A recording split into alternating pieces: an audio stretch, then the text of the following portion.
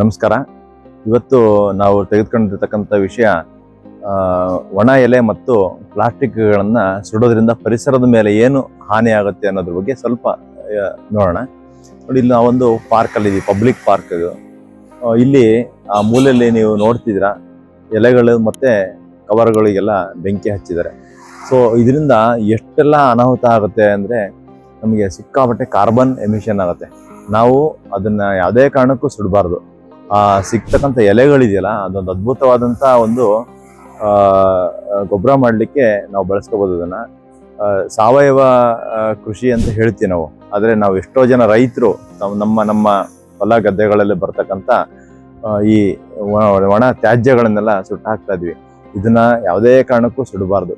ಇದನ್ನ ಸುಡೋದ್ರಿಂದ ನಮಗೆ ಜಾಗತಿಕ ತಾಪಮಾನ ಹೆಚ್ಚಾಗ್ತಾ ಹೋಗುತ್ತೆ, ಮತ್ತು ನಮ್ಮ ವಾಯು ಮಾಲಿನ್ಯ ಹೆಚ್ಚಾಗುತ್ತೆ. ಸೊ ಪ್ಲಾಸ್ಟಿಕ್ ಅನ್ನು ಸುಡೋದ್ರಿಂದ ಅದನ್ನು ಸಾಕಷ್ಟು ರೀತಿಯ ಕಾಯಿಲೆಗಳಿಗೆ ತುತ್ತಾಗ್ತಾರೆ. ಸೊ ಅದನ್ನ ಕಲೆಕ್ಟ್ ಮಾಡಿಬಿಟ್ಟು ಹತ್ತಿರದಲ್ಲಿರ್ತಕ್ಕಂಥ ನಗರಸಭೆಗೆ ತಲುಪಿಸೋದು, ಅಥವಾ ರೀಸೈಕ್ಲಿಂಗ್ ಮಾಡಲಿಕ್ಕೆ ಯೋಗ್ಯವಾದಂಥದ್ದು ಇದ್ರೆ ಅದನ್ನ ರೀಸೈಕಲ್ಸೋದು ಸಾಕಷ್ಟು ಇದೆ. ಆದರೆ ಸುಟ್ಟು ಹಾಕೋದ್ರಿಂದ ತುಂಬ ಹಾನಿಯಾಗುತ್ತೆ. ಸೊ ಅಲ್ಲಿ ಎಷ್ಟೋ ನಮಗೆ ಸೂಕ್ಷ್ಮಾಣು ಜೀವಿಗಳು ಎಲ್ಲ ಸತ್ತೋಗ್ತವೆ. ಸೊ ಅದನ್ನು ಗೊಬ್ಬರನ ಮಾಡ್ಕೊಳ್ಳೋದ್ರಿಂದ ನಮಗೆ ಮಣ್ಣು ಫಲವತ್ತಾಗಿರ್ಲಿಕ್ಕೆ ಸಹಾಯ ಆಗುತ್ತೆ. ಮಣ್ಣಿನ ಫಲವತ್ತತೆನ ನಾವು ಕಾಪಾಡ್ಕೋಬೋದು, ವಾಯುಮಾಲಿನ್ಯನ ತಡಿಬೋದು.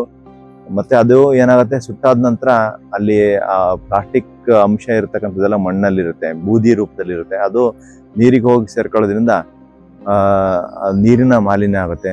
ಸೊ ಒಟ್ಟಾರೆ ಎಲ್ಲ ರೀತಿಯ ಮಾಲಿನ್ಯಕ್ಕೆ ಎಡೆ ಮಾಡಿಕೊಡುತ್ತೆ.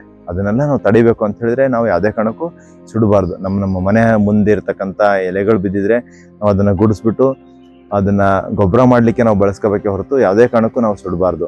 ಸೊ ಪ್ಲಾಸ್ಟಿಕ್ ಎಸೆಯೋದ್ರಿಂದ ಏನಾಗ್ತಿದೆ, ಅದು ಬಿಸಿಲಿಗೆ ಪ್ಲಾಸ್ಟಿಕ್ ಬರೋದ್ರಿಂದ ಅದು ಬಿಸಿಲಿಗೆ ಕರಗ್ಬಿಟ್ಟು ಪುಡಿ ಪುಡಿಯಾಗಿ ಮೈಕ್ರೋ ಪ್ಲಾಸ್ಟಿಕ್ ಆಗಿ ನೀರಿಗೆ ಸೇರ್ತಾ ಇದೆ, ಗಾಳಿಗೆ ಸೇರ್ತಾ ಇದೆ, ಮಣ್ಣಿಗೆ ಸೇರ್ತಾ ಇದೆ. ಇದು ತುಂಬ ಗಂಡಾಂತರ ಆಗ್ತಿದೆ. ಕೆಲವೊಂದು ಕಡೆ ಆ ಪ್ಲಾಸ್ಟಿಕ್ಕಲ್ಲಿ ಕೆಲವೊಂದು ಏನೋ ಇರುತ್ತೆ, ಅಥವಾ ತಿನ್ನೋದಿರುತ್ತೆ, ಅಥವಾ ಊಟದ ಸ್ವಲ್ಪ ಆಹಾರ ಎಲ್ಲ ಮಿಕ್ಕಿದ್ದು ಪ್ಲಾಸ್ಟಿಕಲ್ಲಿ ಹಾಗೆ ಹಾಕಿರ್ತಾರೆ. ಅದನ್ನು ಹಸು ಕರುಗಳು ಎಲ್ಲ ಪ್ರಾಣಿ ಪಕ್ಷಿಗಳು ತಿಂದು ಅವು ಸಹ ತಮ್ಮ ಜೀವನ ಕಳ್ಕೊತಿದ್ದಾವೆ. ಹಾಗಾಗಿ ನಾವೆಲ್ಲ ಒಟ್ಟಾಗಿ ಸೇರಿ ಈ ಥರದ್ದು ಸುಡೋದನ್ನು ನಿಲ್ಲಿಸ್ಬೇಕು. ಒಣ ಎಲೆಗಳಿಂದ ನಾವು ಗೊಬ್ಬರ ತಯಾರಿಸೋದ್ರ ಕಡೆ ಗಮನ ಕೊಡಬೇಕು. ಭೂಮಿ ಇರೋದೊಂದೇ ಭೂಮಿ, ಅದನ್ನು ನಾವೆಲ್ಲ ಉಳಿಸ್ಕೋಬೇಕು ಅಂತ ಹೇಳಲಿಕ್ಕೆ ಇಷ್ಟಪಡ್ತೀನಿ.